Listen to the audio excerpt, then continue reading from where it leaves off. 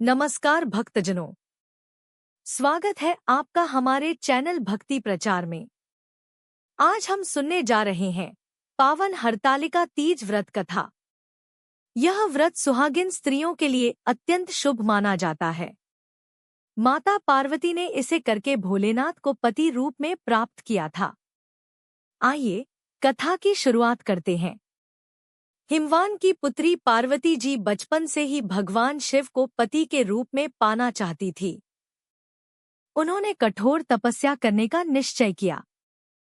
पार्वती जी जंगलों में जाकर उपवास और ध्यान करने लगी। उनका एक ही संकल्प था, मुझे भोलेनाथ ही पति रूप में प्राप्त हों। इधर हिमवान अपनी पुत्री का विवाह भगवान विष्णु से करना चाहते थे। उन्होंने विवाह की तैयारियां भी शुरू कर दी। जब पार्वती जी को यह समाचार मिला तो वे बहुत दुखी हुईं। वे जानती थी कि उनका हृदय केवल भोलेनाथ के लिए समर्पित है।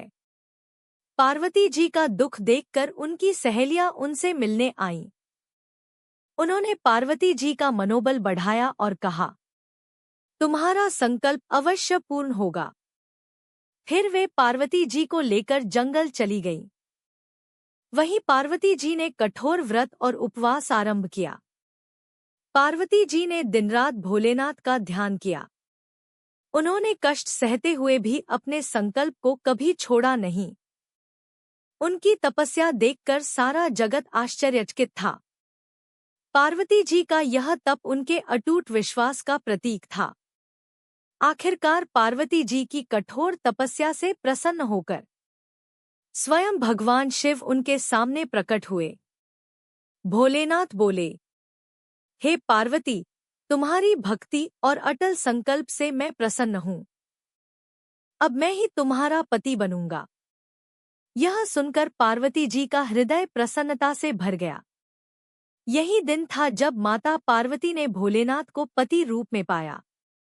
इसी से हरतालिका तीज व्रत की परंपरा आरंभ हुई।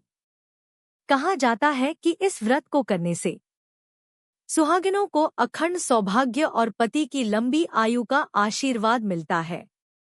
कन्याओं को उत्तम वर प्राप्त होता है। तो भक्तजनों, यह थी हरतालिका तीज की पावन कथा।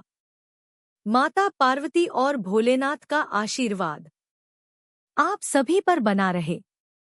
आपका दाम्पत्य जीवन सुखमय और मंगलमय हो। हर हर महादेव। जय माता पार्वती।